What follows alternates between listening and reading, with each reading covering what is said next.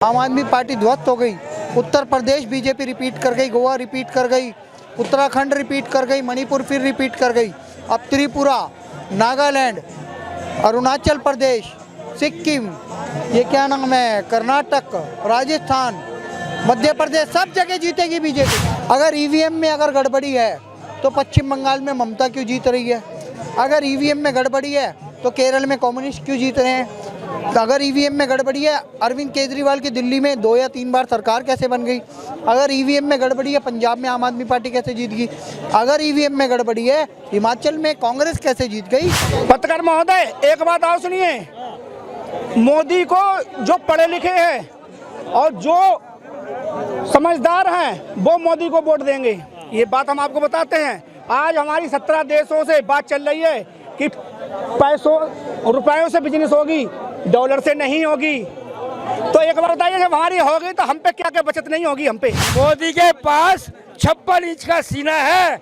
आज सब विदेश के जितने भी बड़े बड़े नेता हैं सब मोदी जी से घबराते हैं, उनसे प्रार्थना करते हैं जी आप ही सब कुछ कर सकते हो, हमारे बस की नहीं है। कि भारत तेरी बर्बादी तक जंग रहेगी जारी, भारत तेरे टुकड़े होंगे कई हजार इंशाल्लाह। ये नीतीश कुमार और कांग्रेस जैसे प्रवृत्ति के लोग। भारत को तंदुरुस्त बनाना चाहिए तो सबसे पहला समर्थन तो मैं कर देता हूँ।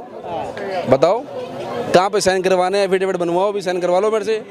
और हमारे जो मित्र लोग हैं, भाई बंधु लोग हैं, जिनको जोड़ रखा है संगठन के अंदर में, उनसे भी करवा लेंगे साइन वैन।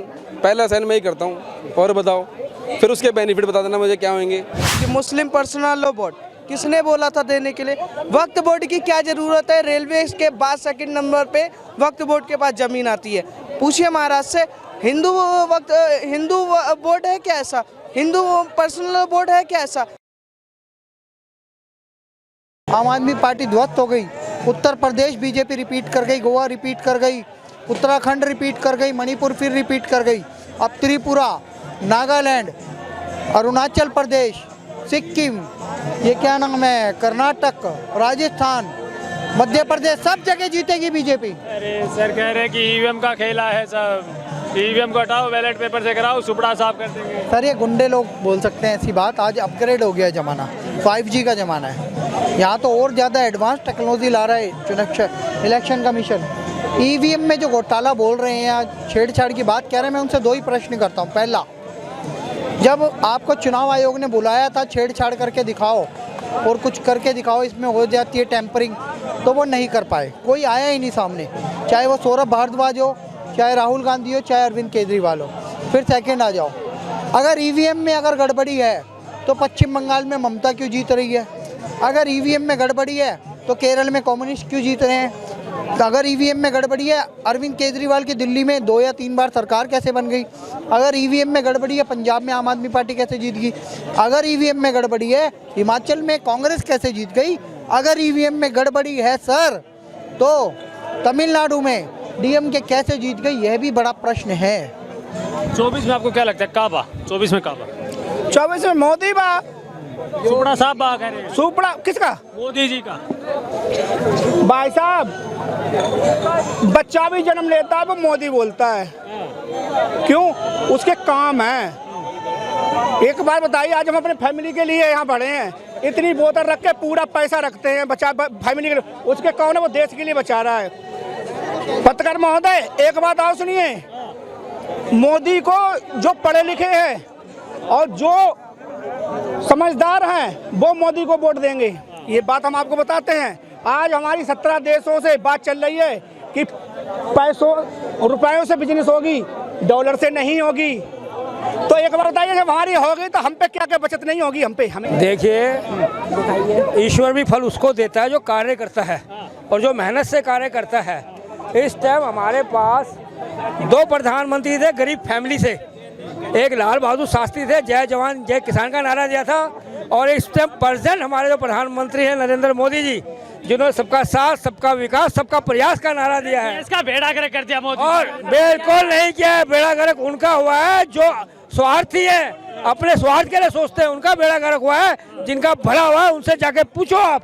उनको छत मिली है, टॉयलेट मिला है, उनको अनाज मिला है, उनको अकाउंट में पैसे जा रहे हैं, अकाउंट खुले। उनका भला पूछिए, उनका कोई सर्वनाश नहीं हुआ है। मोदी जी पे भोलेनाथ का वरदान है, भोले भक्त है। लोग कहे मोदी जी कह रहे हैं कोई भी कार्रवाई करते थे ईडी उठा लेते, ये कप्पा उन खेड़ा को उठा लिया। मोदी जी को कहता है डरपोक है। मोदी के पास 56 इंच का सीना है। आज सब विदेश के जितने भी बड़े बड़े नेता हैं सब मोदी जी से घबराते हैं, उनसे प्रार्थना करते हैं जी आप ही सब कुछ कर सकते हो, हमारे बस की नहीं है। दिया देश कह रहे बेच खाया। मोदी जी का हाथ है, योगी जी। देश बेच खाने का जो सवाल लोग करते हैं वो पहले पूछो कि वो अपने परिवार के कितने सच्चे भक्त हैं। देश कोई नहीं बेचा गया है, ना कोई देश को बेच सकता है। देश हमारी मातृभूमि है, उसे कोई नहीं बेच सकता है, किसी की हिम्मत नहीं है उसको। पर कुछ गद्दार हैं जो विदेशों से पैसा लेके समझौता करते हैं। नहीं है, बिहार से नीतीश कुमार आ रहे हैं, उखाड़ फेंकेंगे मोदी जी को 24। नीतीश कुमार की बात उसका नाम ही मत लो, जो कभी कभी पूर्ण बहुमत में नहीं रहा, कभी पूरा उसको वोट नहीं मिली है, और किसी के लट के सहारे मुख्यमंत्री बना हो, वो क्या आएगा, वो क्या आएगा भैया, वो नहीं आएगा। 24 में कहा। मैं ये कह रहा हूँ नीतीश कुमार जी बिहार में एक भी सीट नहीं जीत सकते, ये मेरा दावा है। वो प्रधानमंत्री की तो बात छोड़ें, उन्हें एक सीट भी बिहार की जनता देने वाली नहीं है, एक भी सीट। वो पूरी पार्टी जो है गर्त में पहुंच चुकी है और इससे भी और बुरी दुर्गति में पहुंचने वाली है। क्या काम नहीं किया बताइए, किया क्या नहीं है। विपक्ष कह रहा है बेड़ा करके देश को बेच। अरे तो विपक्ष कह रहा है, जो पक्ष में वो भी तो कह रहा है कि वही आएंगे। तो कोई 5 काम बता तो आप 5 काम बताइए जो नहीं किए हैं, वही हम बताएंगे किए हैं कि नहीं किए। बेच खाया, रेलवे सब कुछ बेच खाया। किसको बेच दिया? रेलवे LIC सब कुछ बेच खाया, विपक्ष कह रहा है। किसको बेच? अरे विपक्ष के कहने से थोड़ी होता है। क्या हूँगा मैं? अरे अंबानी अडानी ने बेच दिया। अरे तो अंबानी अडानी बढ़ा भी तो रहे उस चीज को, हर चीज बेच थोड़ी दी है। राहुल गांधी अच्छे नहीं लगते आपको? नहीं, बहुत सुंदर है। अच्छे क्या नहीं लगते हो, शादी थोड़ी करनी है। अच्छे नहीं, बहुत सुंदर है, वो कोई गलत बात नहीं है। उनको भी प्रधानमंत्री बनने का मौका दीजिए। अरे हम माइक देने से अगर बन जाए तो हम तो बनेगा नीतीश कुमार। नीतीश कुमार बनेगा।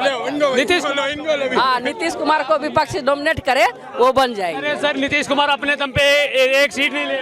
ना उसको गठबंधन करना पड़ता है, वो बन जाएंगे। उसके साथ गठबंधन करके बनेंगे। ना उसको नॉमिनेट करे सब मिल करके, सब वो मिल बन करके। जाएंगे। हाँ विपक्ष। फिर राहुल गांधी कैसे प्रधानमंत्री? राहुल गांधी नहीं बनेंगे, नीतीश कुमार बन सकते हैं। नीतीश कुमार कल को पाकिस्तान के साथ समझौता करना चाहे तो कर देगा, क्योंकि उसे देश की परंपरा संस्कृति से कोई मतलब नहीं है।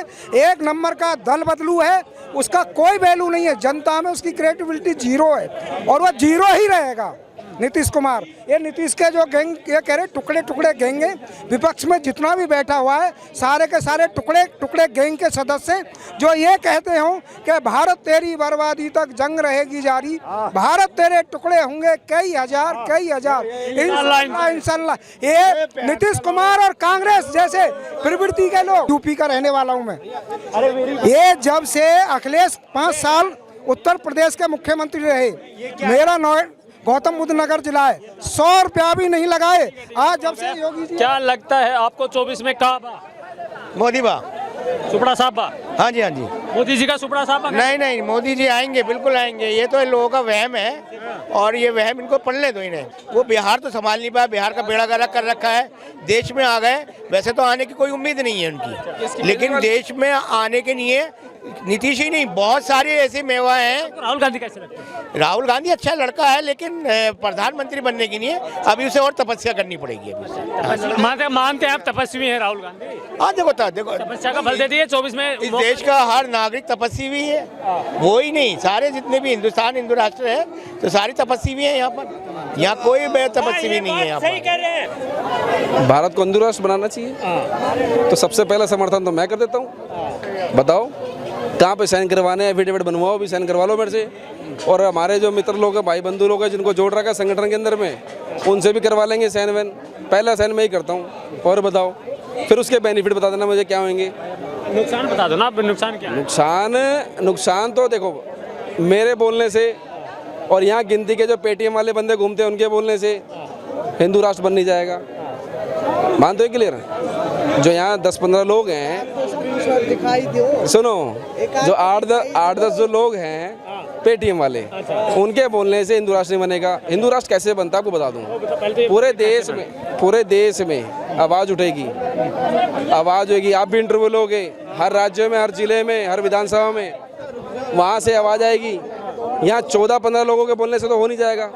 और मैं बहुत 14-15 लोग चिल्लाएं, रात हो गई, रात के बीच में धीरेन्द्र शास्त्री जी भी बोल रहे हैं तुम मेरा साथ दो मैं तुम्हें हिंदू राष्ट्र दूंगा। धीरेन्द्र शास्त्री जी बोल रहे हैं तुम मुझे खून दो आज़ादी दूंगा, नहीं तुम मेरा साथ दो मैं तुम्हें हिंदू राष्ट्र दूंगा। उसके भाई के ऊपर SC/ST एक्ट लगवाने के लिए तैयार हैं। अभी उसको मुकदमा भी होगा, सारी चीज़ें होंगी और वो जेल में जाएगा। उन्होंने बोल भी दिया है कि मैं गलत के साथ नहीं हूँ, गलत है तो कार्रवाई करे संविधान के अकॉर्डिंग। वो इसलिए हो रहा, संविधान है।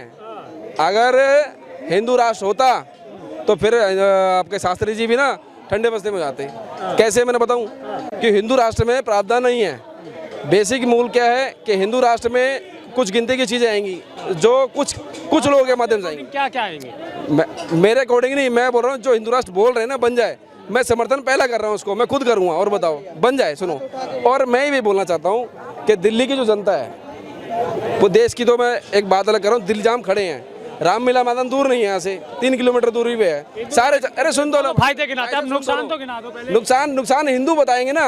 मेरी बात सुनो, नहीं है, नहीं मैं नहीं, वो आप हिंदू नहीं। सुनो मेरी बात सुनो, मैं हिंदू हूँ लेकिन यहाँ कुछ लोग बोलते हैं हिंदू नहीं है। तो अगर वो बोलते हैं हिंदू नहीं है तो मैं तो हिंदू हूँ भाई। और मुझे नलायक लोगों से कोई सर्टिफिकेट नहीं चाहिए, पहली बात। अब सुनो, मुझे नलायक आदमियों से जो खुद आइडेंटिफाई नहीं है, जिनका खुद आइडेंटिफाई नहीं है, जिनका पुलिस आइडेंटिफाई नहीं करा, यहाँ दिल्ली के हैं नहीं है लोकल, तो मैं उनसे सर्टिफिकेट लूँगा। वो खुद नलायक लोग हैं। दूसरी बात, दिल्ली का रामलीला मैदान है, यहाँ सारे भाई बंधु चलते हैं और एक मीटिंग बुलाते हैं, बैठक कराते हैं, महापंचायत रखो उसका नाम।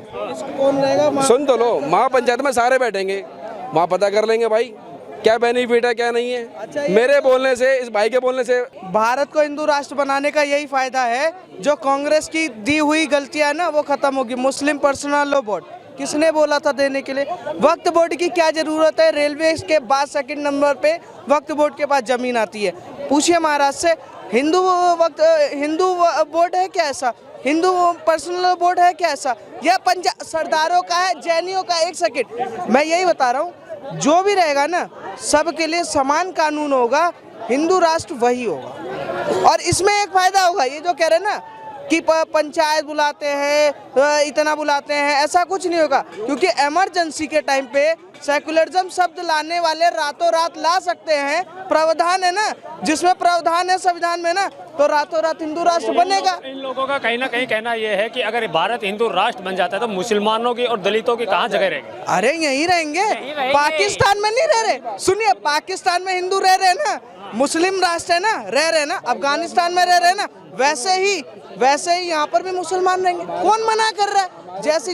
जैसा वहाँ बता देना फायदा साफ तौर पे कि फायदा क्या है हिंदू राष्ट्र का। आप नुकसान बताइए ना। जब सुनो, अरे भाई साहब सुन लो, जब इस देश के अंदर में कुछ नलायक लोगों ने तारीफ करी है भारतीय जनता पार्टी का, कुछ भी करा है, तो भारतीय जनता पार्टी को हमेशा निराशा हासिल हुई है। सुन लो, भारतीय जनता पार्टी का जिक्र ही नहीं किया। सुन लो, वो कैसे हमने बोला कि MCD हार जाएंगे, इन्होंने बोला नहीं हम जीतेंगे, तो हार गए। क्यों हारे? क्योंकि इस तरह की जो टिप्पणी करते हैं लोग, यहीं पे कुछ लोग, हम बार बार हार रहे हैं।